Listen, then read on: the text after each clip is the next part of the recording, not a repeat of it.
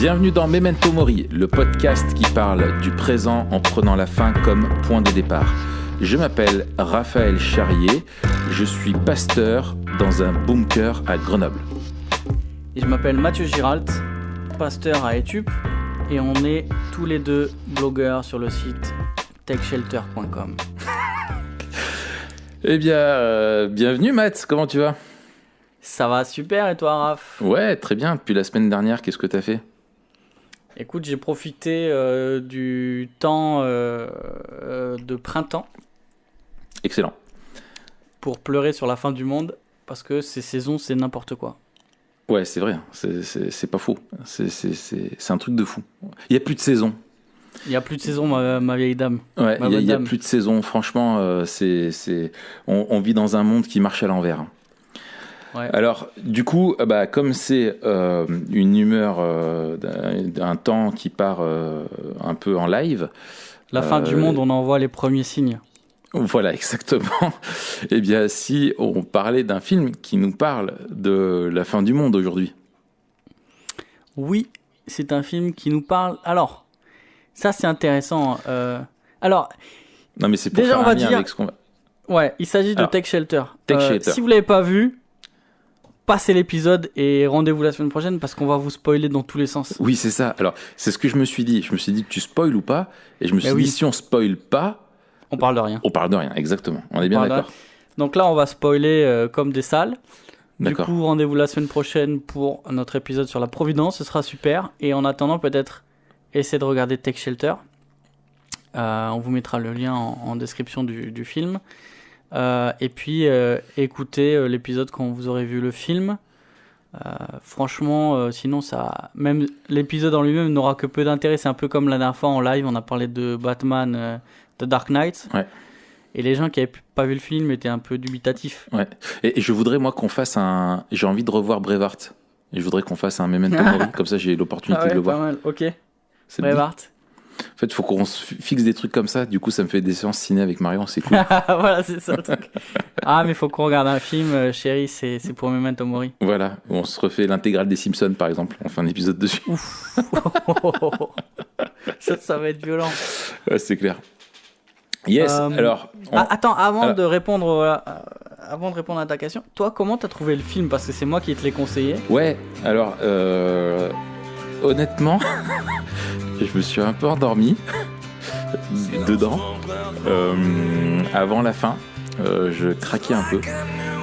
Alors, c'est un beau et bon film, mais je reconnais que les films qui sont un petit peu dans la réalisation lente et contemplative, qui jouent, il y a toute une place pour le silence et tout ça dedans.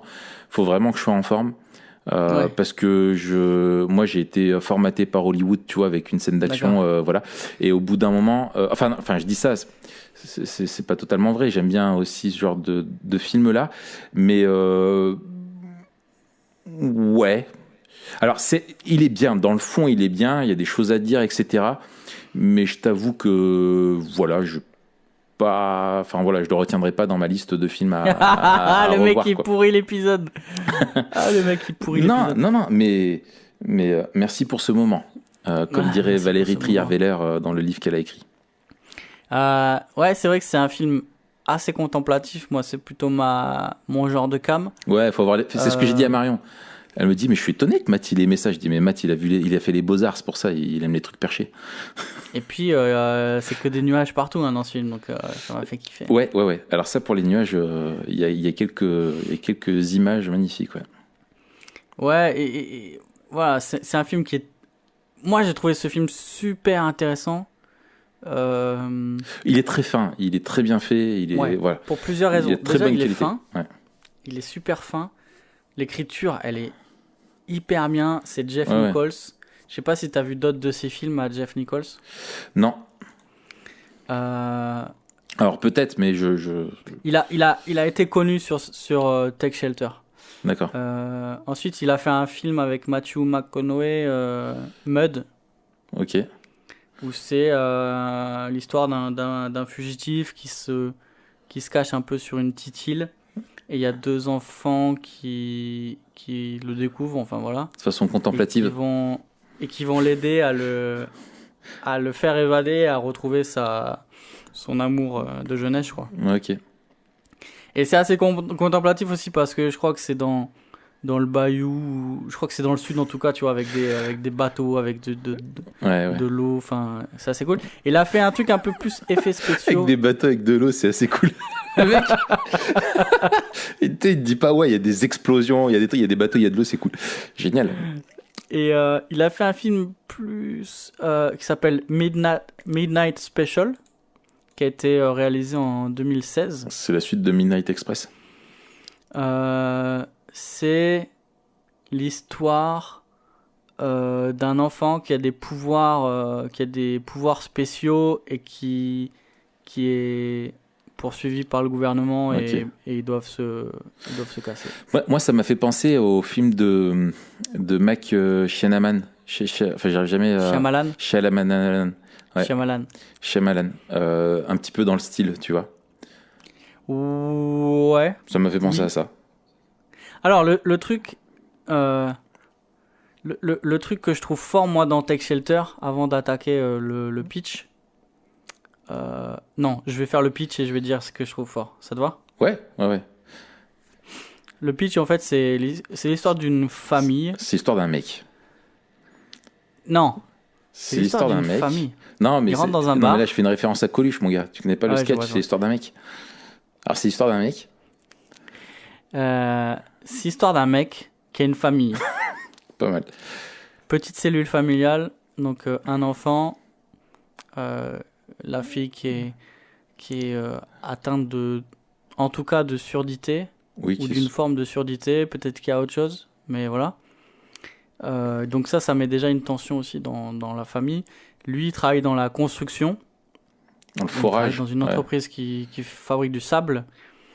Et elle vend un peu ses créations, elle coud, etc. C'est de l'artisanat. Pour se faire un peu d'argent. Voilà. Assez moche. Oui, c'est moche. Alors, quand tu parles d'artisanat et que c'est moche, tu dis que c'est authentique. C'est typique de la région. L'artisanat autochtone, ok. Et donc ? Non, disons, effectivement, c'est des petits coussins brodés. Tu vas pas acheter ça, toi, Raph ? Non. À part s'ils sont brodés avec des têtes de mort. Ah ouais, là ça peut être pas mal, ou avec un coq dessus. Ça fait penser au truc dans le sud de la France, tu vois.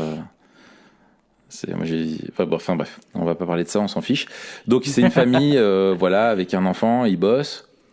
Voilà, ils bossent. Quand tout à coup, ils sont un peu ric-rac. Hein, on sent qu'ils sont ric-rac au niveau de l'argent, donc ça met une tension supplémentaire.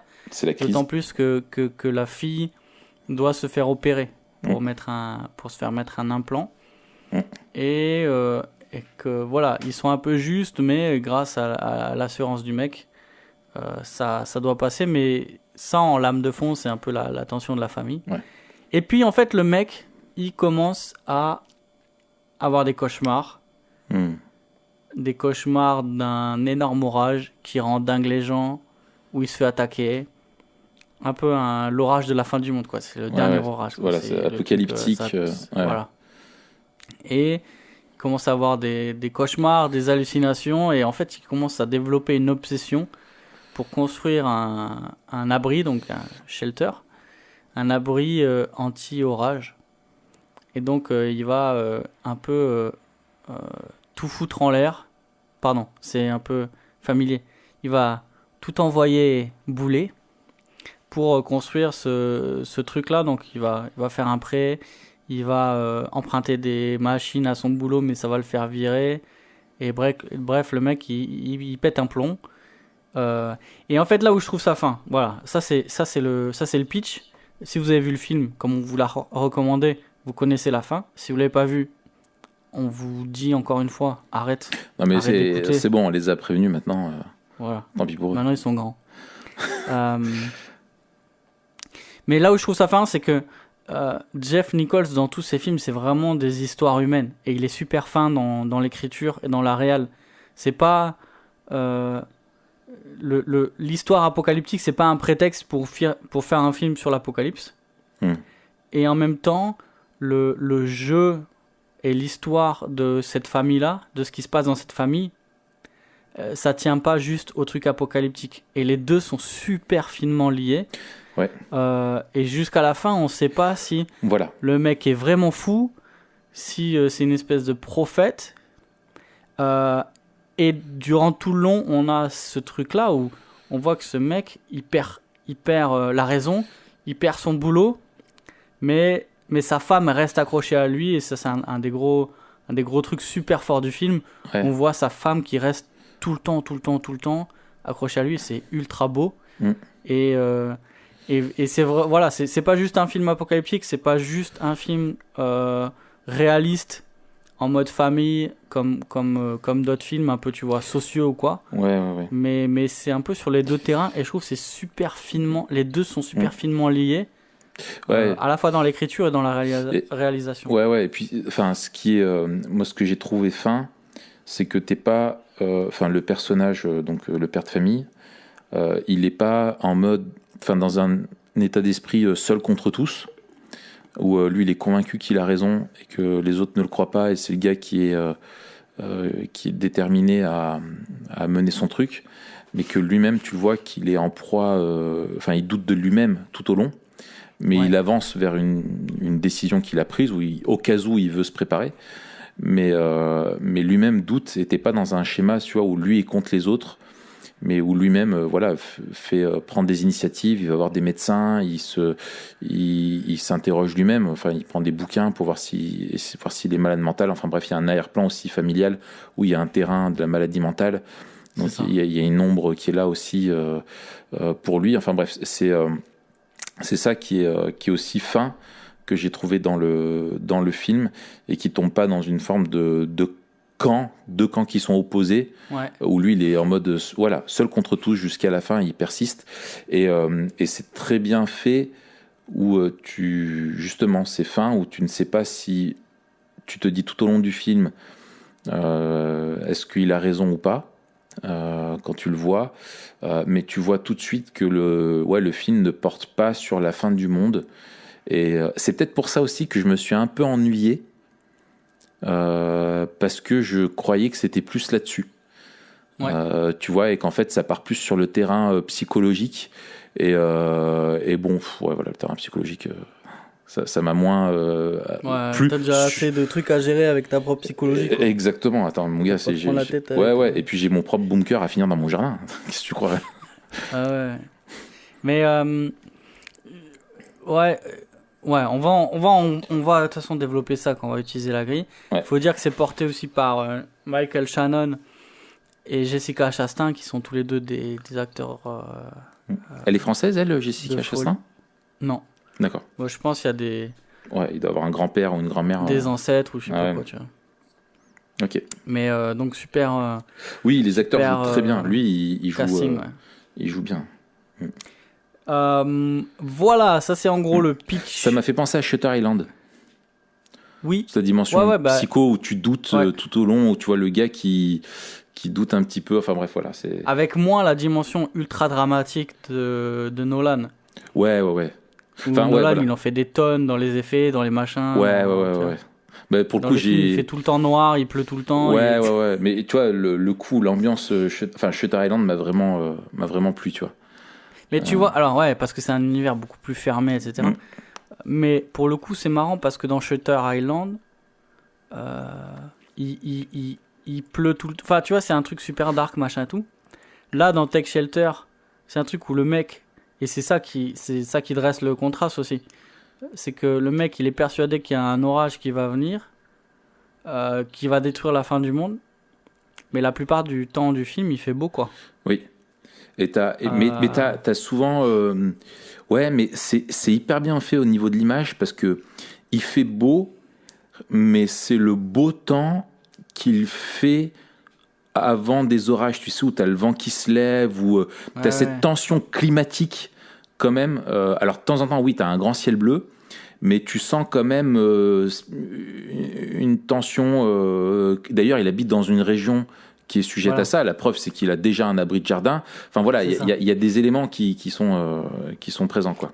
En fait, c'est ça aussi qui sème le trouble, c'est que la région est connue pour avoir des orages. Et le mec, il pète un plomb sur un orage encore plus gros. Mais c'est intéressant. Il y a des ressorts qu'on va pouvoir avoir, moi, que je trouve intéressantes. On attaque ? On attaque. On attaque. Alors, on vous rappelle qu'on utilise la grille qu'on a composée avec Raph. Comment confronter ce qu'on regarde avec notre vision biblique du monde. Une grille d'analyse de film.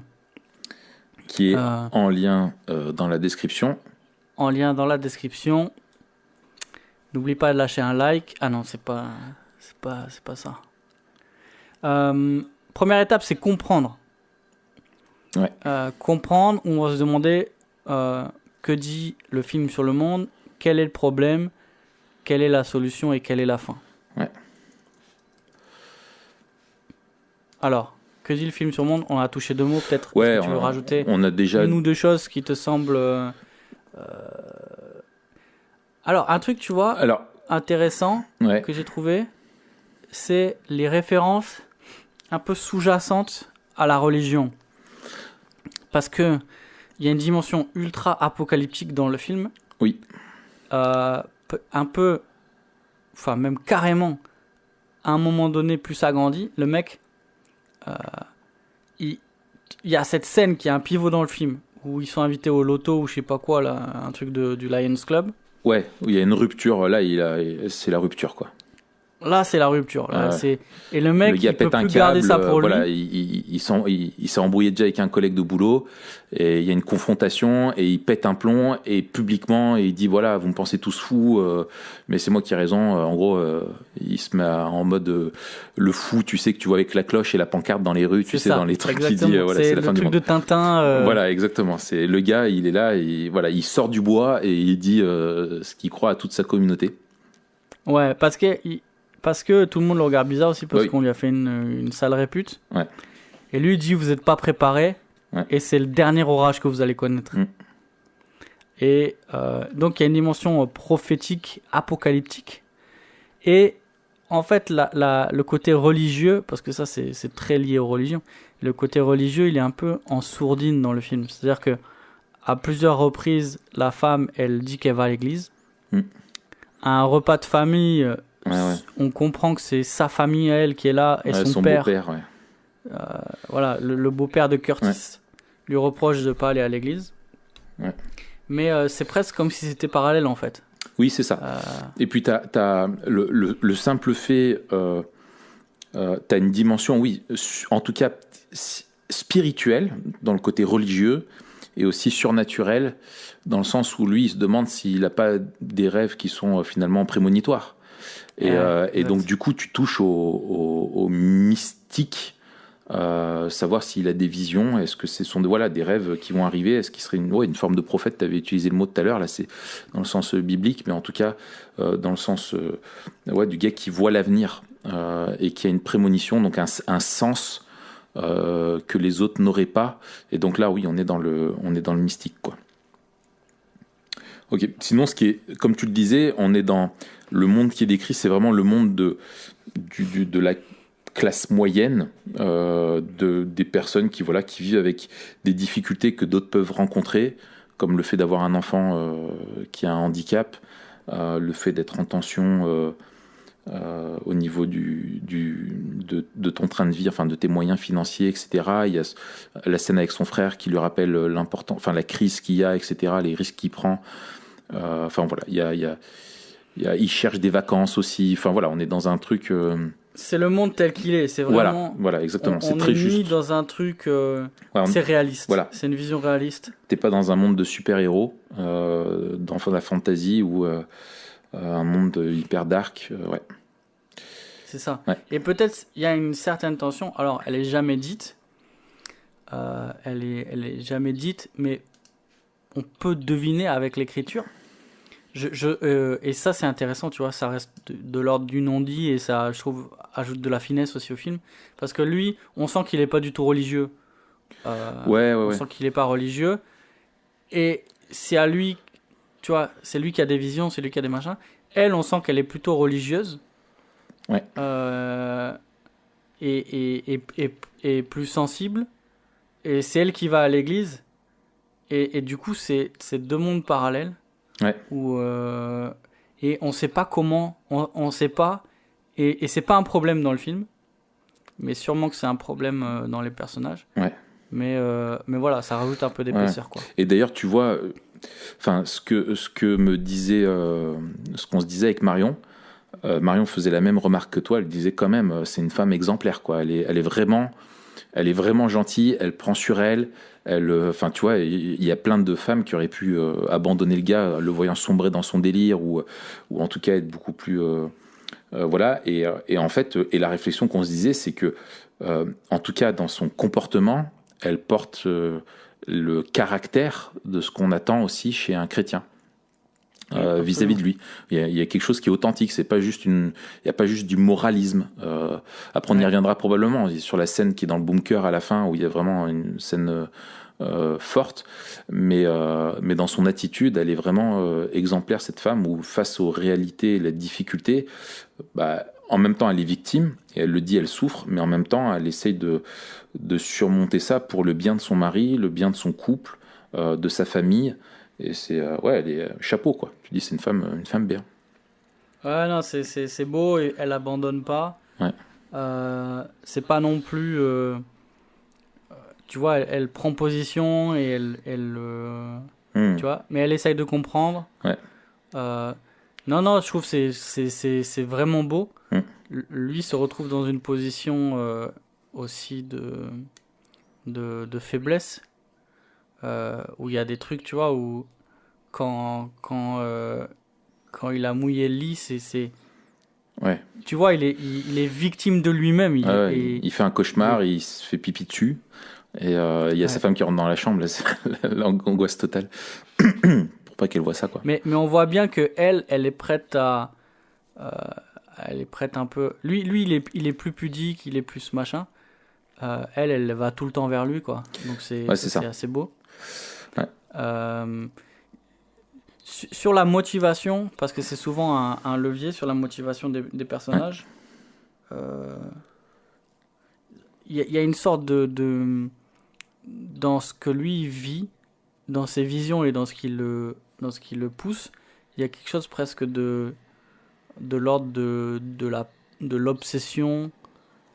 Il sait pas pourquoi, il vit un conflit intérieur, puisqu'à la fois, comme tu le disais, il admet qu'il pourrait avoir un problème, notamment avec ses antécédents familiaux, mais il se sent quand même poussé à faire les choses, parce qu'il est...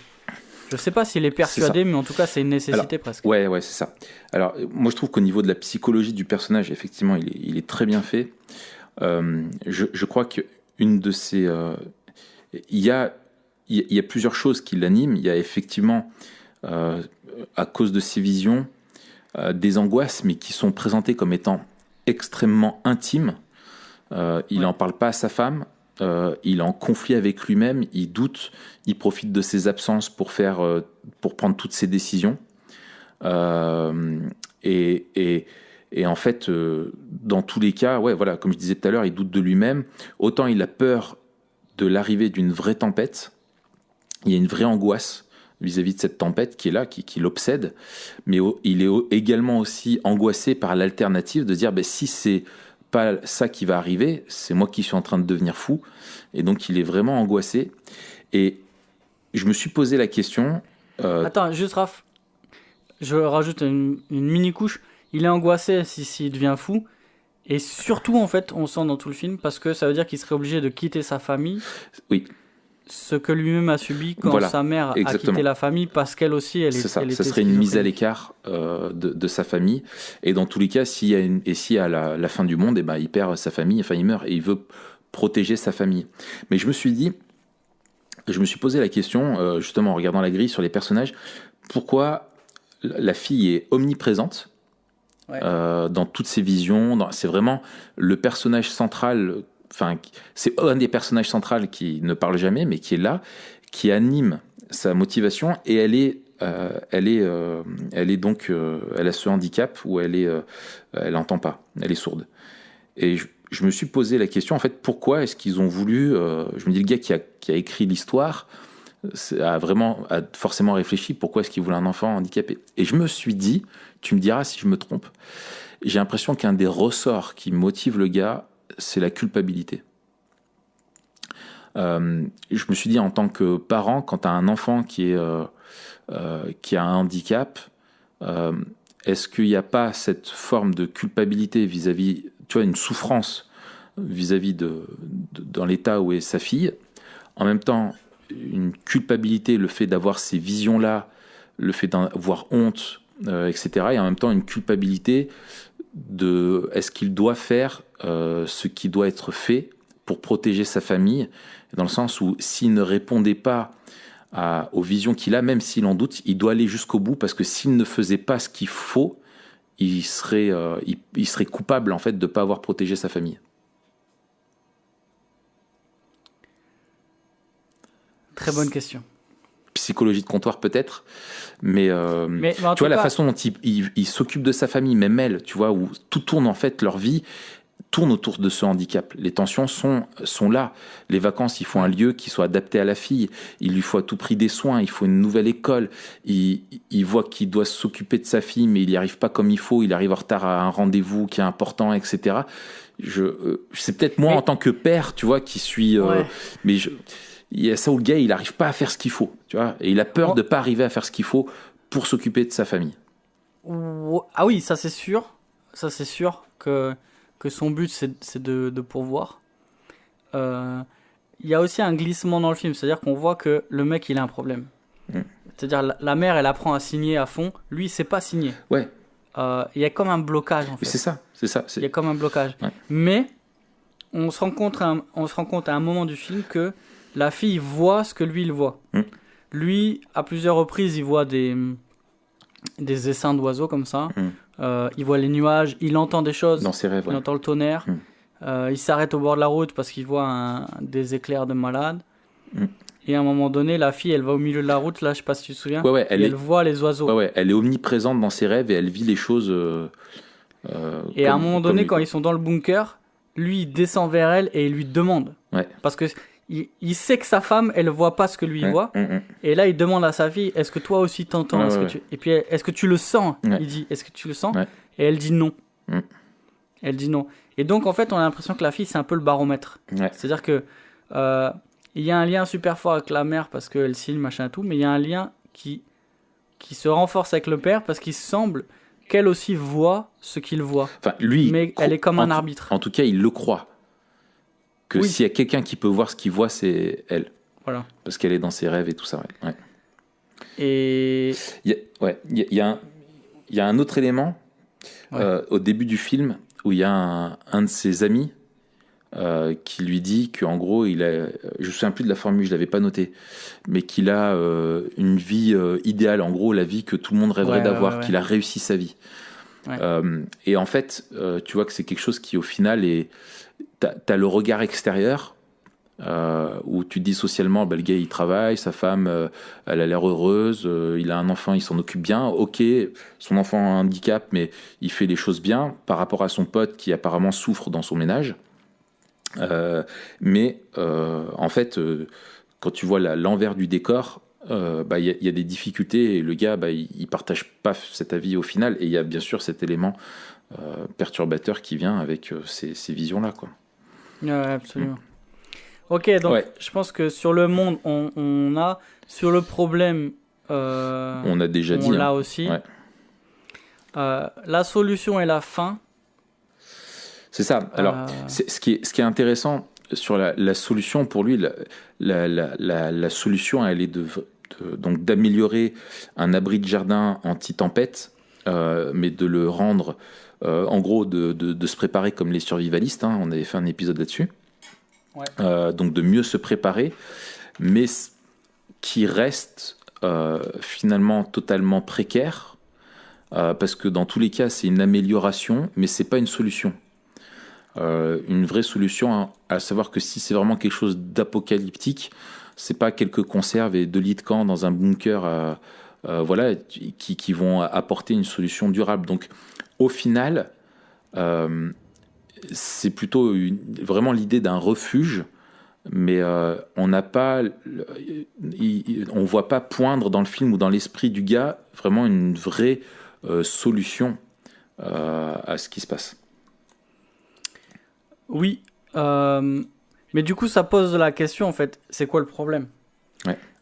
Et on voit que le problème dans le film, en fait, c'est ça que je trouve fort aussi, c'est que jusqu'à la fin, on se demande quel est le problème. On se demande, est-ce que c'est lui qui a un problème, Ouais. ou est-ce que c'est le monde qui a un problème? Ouais.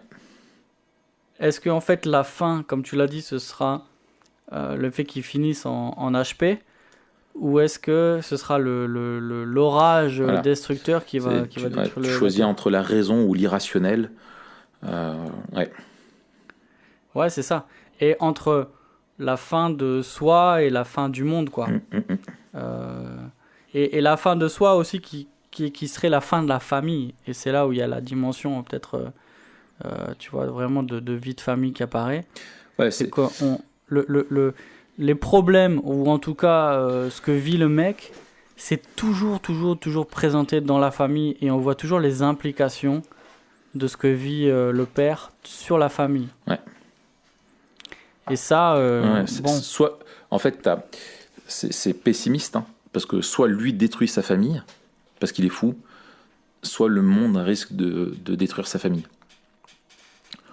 oui, mais dans un cas, il est séparé de sa famille, et dans l'autre, ils sont ensemble. Ouais. Et je pense que c'est une des grandes questions que pose le film. Ouais. C'est comment rester ensemble malgré la fin. Soit la fin de la raison, soit la fin du monde. Ouais. Ah, j'aime bien comme tu le formules, ouais.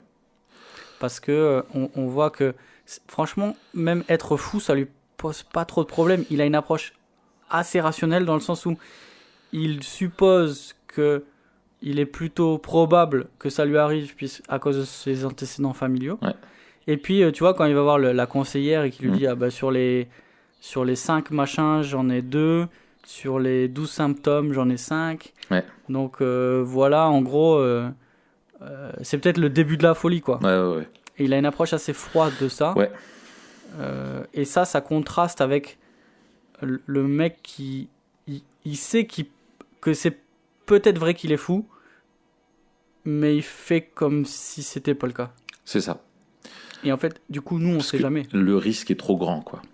Ouais. Je pense en tout cas dans son esprit, il sait qu'il est peut-être fou, mais le risque est trop grand parce que je pense, t'as aussi le fait que ça soit des cauchemars et dans la réalisation, la mise en scène des réveils des cauchemars est aussi violente que ce qu'il voit dans ses cauchemars.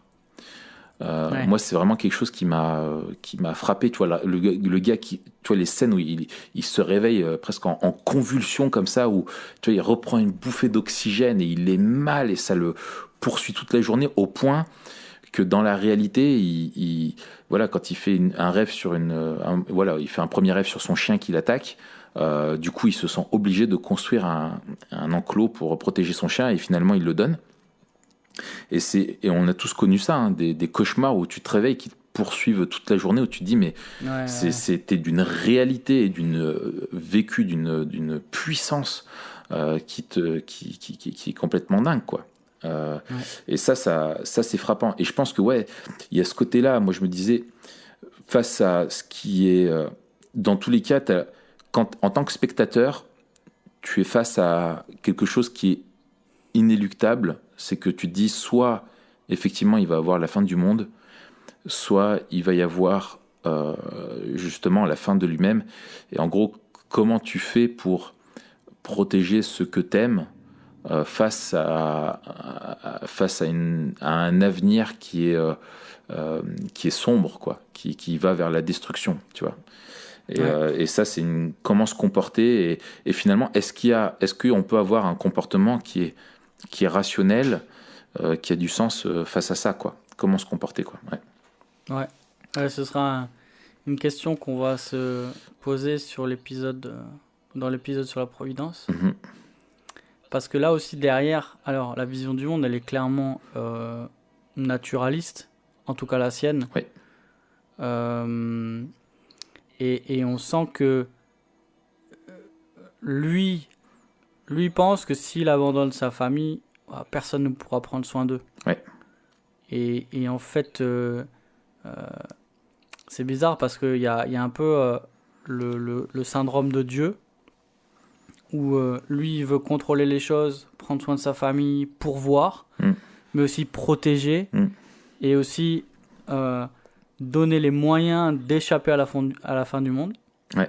Mais le grand conflit, c'est qu'il y a ce syndrome un peu de Dieu ou du sauveur, et de celui qui contrôle, et même de celui qui connaît l'avenir. Ouais. Et ça, c'est aussi un point de contraste. C'est-à-dire que dans l'aspect prophétique, dans la vision biblique du monde, c'est une révélation de Dieu, la prophétie. Là, c'est pas extérieur à lui, on sait pas d'où ça vient, on sait pas comment c'est là, et c'est lui qui l'a. Sauf que lui n'est même pas en capacité de dire si c'est vrai ou c'est faux. C'est ça. Et c'est ça qui est le grand conflit, quoi. Ouais, c'est ça. C'est que on est dans, pour moi, c'est ce que je disais tout à l'heure, on est dans l'ordre de, pas on est plus, on est dans l'ordre de l'irrationnel, mais ce qui est, enfin, d'un surnaturel qui est totalement irrationnel. Alors que la Bible nous parle effectivement de révélations de Dieu qui sont surnaturelles, mais qui ne sont pas irrationnelles, c'est-à-dire où il y a un but, un sens, et ça, effectivement, on y reviendra quand on parlera de la providence de Dieu, où on est dans un monde qui va quelque part, qui est maîtrisé, qui est contrôlé, et qui a du sens. Ouais. Et qui est connu de compréhensible, en tout cas. Ouais. Et dans lequel il y a une vraie aussi solution, une vraie espérance, quoi. Ouais. Et du coup, on peut attaquer peut-être les points de contact, les points de contraste. On fait d'abord les points de contact un peu comme ça, librement. Alors, les points de contact, on l'a dit, déjà, c'est la description du monde tel qu'il est. Ouais. Donc, on voit que c'est un monde qui n'est pas idéalisé ni pessimiste. Il y a des belles choses, il y a des choses moins belles, il y a des choses faciles, il y a des choses difficiles.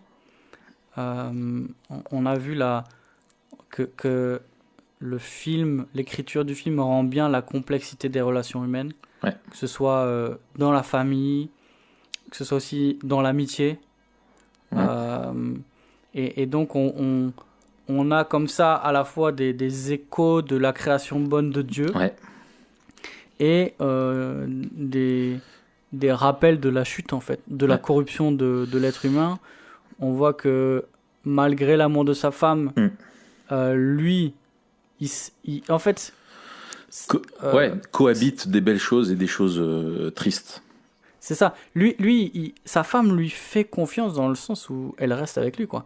Elle reste avec lui. À un moment donné, ça devient chaud, donc on voit même qu'elle commence à douter et elle prend l'argent qu'elle a mis de côté pour pas que lui l'utilise pour faire autre chose. Mais lui, on voit que il est tout seul dans son truc, il prend des décisions qui engagent toute sa famille, qui même pourraient les mettre en danger sans en parler à sa femme. Et on voit en fait que ça le fait centrer sur lui-même, ça l'isole, et ça l'enferme dans le secret, la manigance. Et ça, c'est clairement un ressort du péché. Donc tu vois, il y a même si...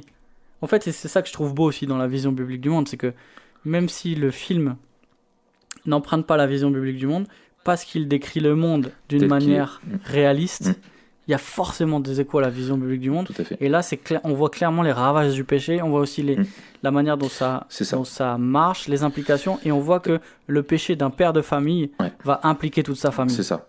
Et t'as des choses qui sont extérieures, qui sont, où tu souffres de façon indirecte, ou en tout cas t'es pas responsable de ça, c'est le monde dans tel qu'il est qui te fait souffrir, typiquement la maladie de sa fille.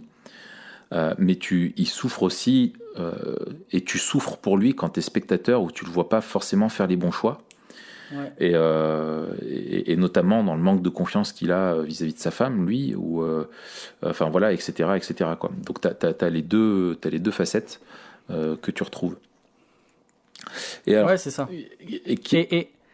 Vas-y. Alors, Ouais, j'avais la question, qu'est-ce qui rappelle la Voilà, rédemption? c'est ça que j'allais poser. Et c'est là où peut-être où, en fait, il y a quand même une note pessimiste. C'est-à-dire que Exactement. l- l'issue, On l'a déjà dit, mais ouais. les deux issues, la mort ou la prison, Voilà, 4 murs ou 4 planches. non. Alors, on vous renvoie à notre épisode sur le rap, Ouais, bien sûr. bien sûr. Vous aurez reconnu Kerry James. la citation. L'issue, c'est soit il est fou, soit c'est la fin du monde. Donc, dans les deux cas, c'est pas cool, quoi. Exactement.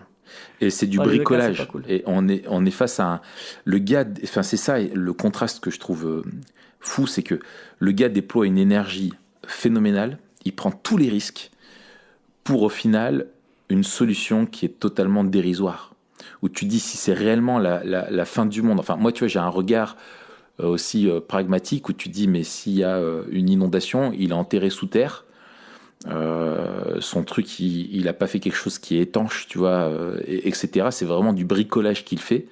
Il meurt, quoi. Tu vois ce que je veux dire? Ouais. Il va peut-être gagner 1 heure de vie sur les autres, tu vois.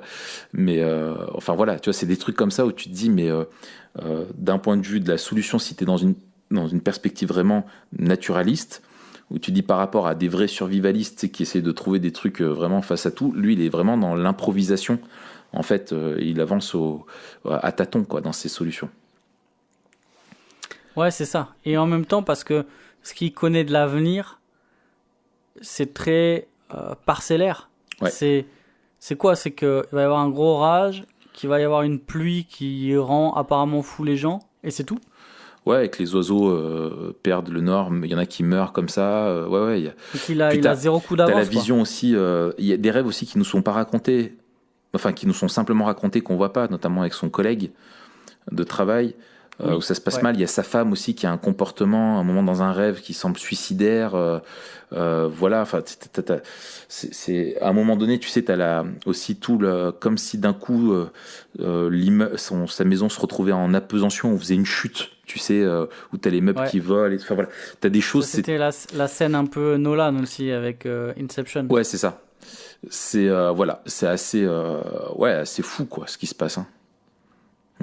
Ok, du coup les points de contact, on l'a dit aussi, c'est avec le caractère de sa femme. Sa femme, franchement, c'est un peu la femme Proverbe 31 hein, pour le coup. Ouais. C'est la femme vertueuse. Enfin, ouais. Au moins sur le plan. Il y a des points de contact quand même avec dans mariage la relation chrétien. du couple. Voilà. C'est une femme exemplaire, ouais, tout à fait. Les points de contraste. Alors, il y en a beaucoup. Et notamment, le plus gros, c'est la vision du monde qui est clairement... Alors, clairement et pas si clairement, en fait, parce que c'est naturaliste. Mais il y a une dimension mystique ou surnaturelle avec ses rêves. C'est-à-dire que, d'un point de vue naturaliste, en fait, la seule explication, c'est qu'il est fou. Et c'est là où il y a la tension, parce que le monde tel qu'il nous décrit est un monde naturaliste où seule la matière existe, mais son monde intérieur à lui est surnaturel. C'est ça. Et c'est tout l'intérêt du film où tu as deux visions du monde qui s'entrechoquent, quoi. On ne sait pas de quel côté où la réalité se situe. C'est ça. Tout à fait. Mais aussi, ce qui est, je trouve, un point de contact, encore une fois, c'est qu'à la fin du film, nous montre que il y a un choix. C'est pas soit l'un soit l'autre. C'est pas les deux réalités peuvent coexister. C'est qu'en fait, il y en a un qui a raison. Ouais. Soit c'était la folie, soit c'était la réalité, mais ça peut pas être les deux en même temps. Ouais. Et donc en fait, le film bascule dans quelque chose qui dépasse le naturalisme. Ouais. Et la question, c'est qu'est-ce qu'il y a d'autre en fait. Ouais. Et c'est vraiment la question où la porte est ouverte au surnaturel ou à la spiritualité, mais il n'y a aucune réponse qui est apportée en fait. En fait, s'il y a une fin du monde, elle est présentée elle arrive de façon naturaliste, tu vois, il n'y a pas une intervention divine qui est annoncée ou un truc comme ça, mais ce qu'il en reste là-dedans, c'est que lui a des prémonitions, tu vois, une capacité d'avoir l'avenir, un sixième sens. Enfin, en tout cas, un sens que nous, on n'a pas, ou un don, ou enfin voilà, si on peut parler de don dans ce cas-là. Mais voilà. Et puis sinon, en fait, c'est juste qu'il sombre dans la folie. Et c'est très sombre. Et c'est là où il y a un contraste. Moi, je trouve qu'il y a plusieurs tournants dans le film. Et je pense que quand il est dans le bunker, où finalement, il y a, pendant une nuit, en fait, c'est le pré-dénouement, où c'est annoncé comme un premier dénouement, où il y a finalement une tempête qui arrive. Il y a les alertes, les sirènes qui sonnent, et donc ils vont dans le bunker, et lui, il est persuadé que ça y est, c'est ça, c'est la fin du monde, et donc il s'enferme avec la famille, et puis des heures après, il y a plus aucun signe qu'il y a une tempête, et sa femme dit voilà, maintenant il faut sortir, et lui il dit non, on peut pas sortir, parce que voilà, dehors on sait pas sur quoi on va tomber. Et alors là, tu as une petite tension où tu sais pas si lui il va basculer dans le fait de dire non, je nous garde captifs dedans, tu vois, aussi sa folie va les faire garder à l'intérieur, si en même temps il a raison, parce que tu ne sais pas ce qui se passe à l'extérieur à ce moment-là.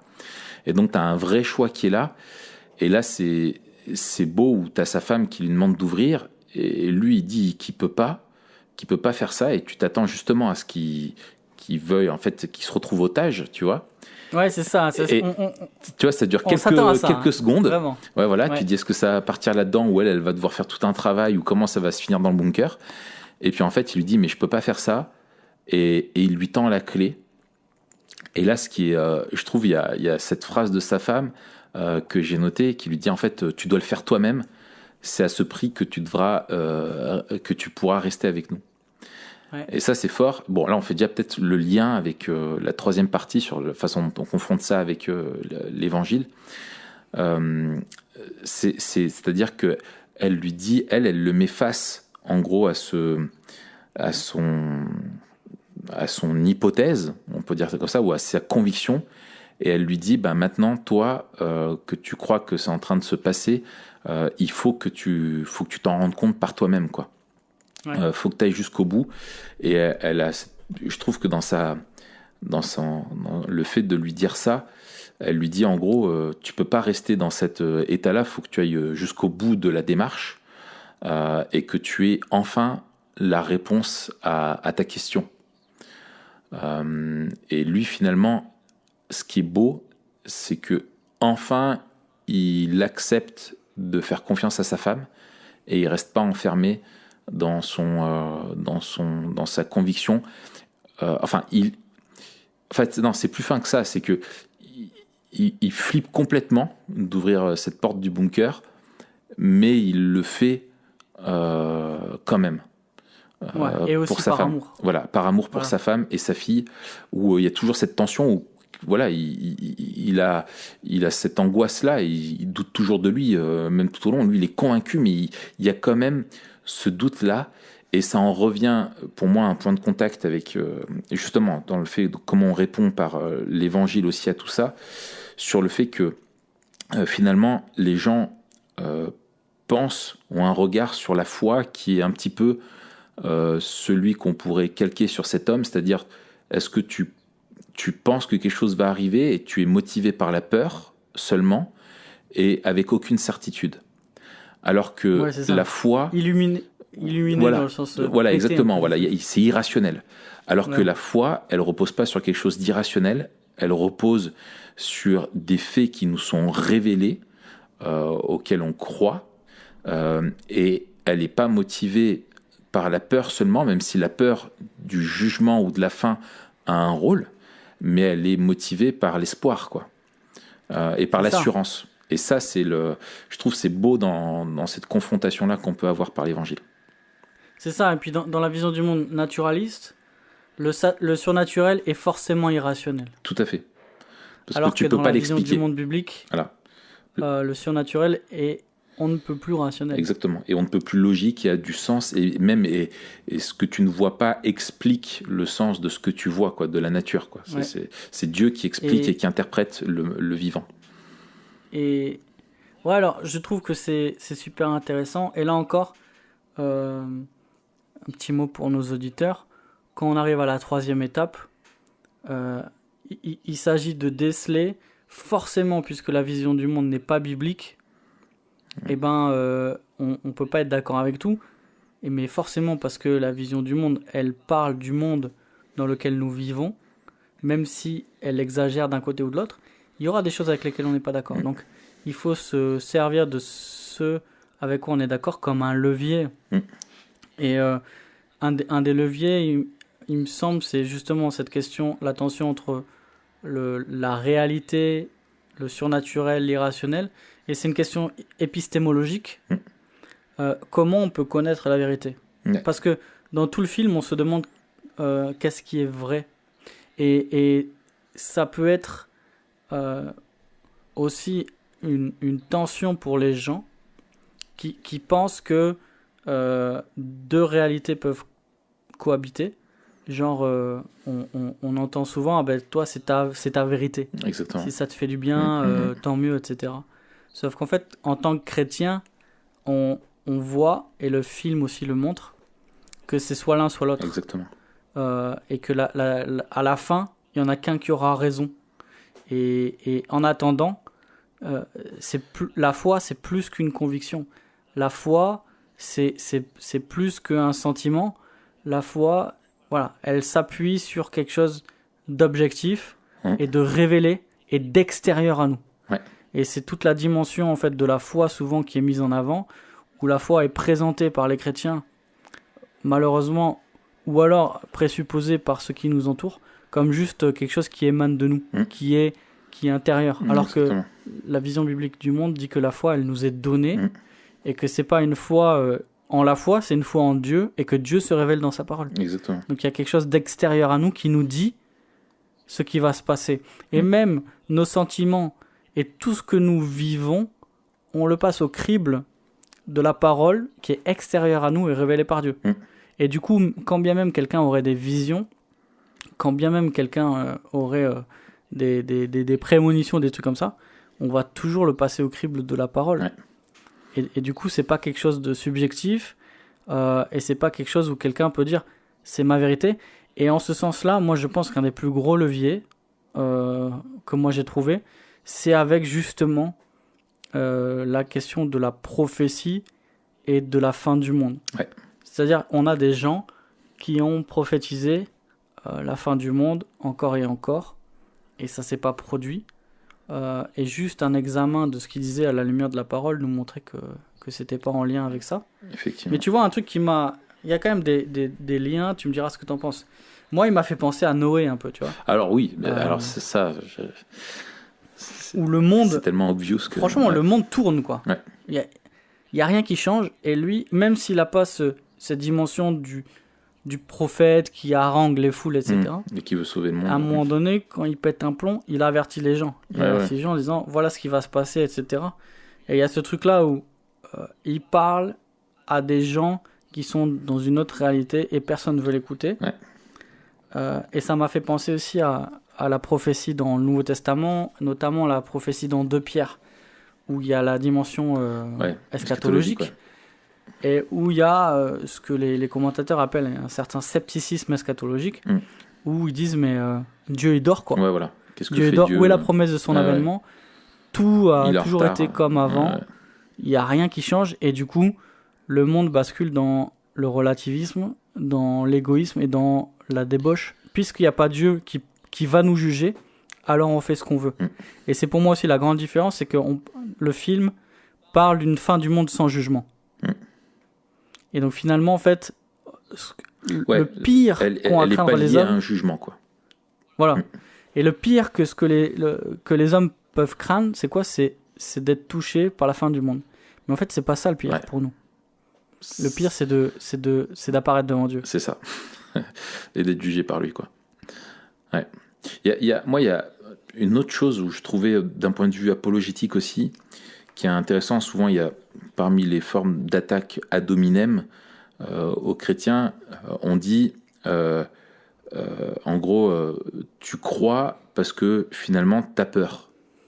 Et que la foi, elle est faite pour les peureux. Ouais. Quand bien même c'est vrai, si tu crois parce que tu as peur, mais que tu que ce en quoi tu crois, c'est-à-dire l'objet de ta foi, est vrai, tu n'as pas tort de le faire. Et pour moi, ce gars en est une illustration, tu vois, dans le sens où, comme à la fin, il se trouve qu'il a raison. Il y a cette finalement, en fait, ça vient alors qu'on croit que finalement il avait basculé du côté de la maladie. Finalement, il se retrouve à la plage avec ses enfants et puis il voit voilà, un ciel apocalyptique avec plein de tornades, raz-de-marée qui va arriver, etc. Eh bien, finalement, il a eu raison. Et lui, tu peux, du coup, a posteriori, tu peux pas te dire il a eu tort d'être motivé. Enfin, il avait des mauvaises motivations, mais il a eu tort. Non, il avait raison. Et finalement, on ferait peut-être bien aussi d'écouter nos sentiments que Dieu peut utiliser pour nous dire, attends, quand tu penses à la fin, qu'un jour tu vas mourir, la peur de la mort, elle n'est pas là pour rien. Derrière ça, il y a une réalité, une réalité factuelle, c'est que tu vas te retrouver devant Dieu et que tu seras jugé. Et c'est soit toi qui seras jugé, soit Christ aura pris le jugement à ta place parce que tu l'auras accepté parfois et tu seras sauvé, quoi. Et ça c'est pour moi une vraie réponse, ou dans le sens où tu peux pas dire que le gars a peut-être qu'il croit pour des mauvaises raisons, et en tout cas on nous taxe de ça, et peut-être que ça existe, hein, des personnes qui sont arrivées vraiment à placer leur foi par la peur, mais qui après a été remplacée par la reconnaissance, la joie et la certitude et l'espérance, etc. Mais quand bien même ils n'ont pas eu tort de le faire, tu vois. Ouais. Et ça, d'un point de vue épistémologique, c'est important aussi. Ouais, c'est ça. Et en fait, on voit vraiment comment l'évangile est en contradiction avec le film. Puisque dans le film, on n'est pas sûr que la fin va arriver. Et si elle arrive, on n'a pas vraiment de solution. Ouais. Alors que dans la vision biblique du monde, on sait que la fin va arriver. Et Dieu nous propose aussi la solution. Ouais. Tu as une certitude d'une fin et une certitude d'une solution, quoi. C'est ça. Ouais. C'est la question de la vérité, la question de l'espérance, pour moi, c'est deux notions qui articulent le film. Ouais. Parce qu'en fait, presque, on espère qu'il a raison, parce que comme ça veut dire qu'il n'est pas fou. Ouais. Mais s'il a raison, c'est fichu. Ouais. Et t'espères... Ouais. Il y a aussi, bon là je me mets dans la peau du spectateur, t'espères qu'il a raison parce que tu veux voir ce que ça va donner. Non mais franchement, je pense qu'il y a ça aussi, c'est que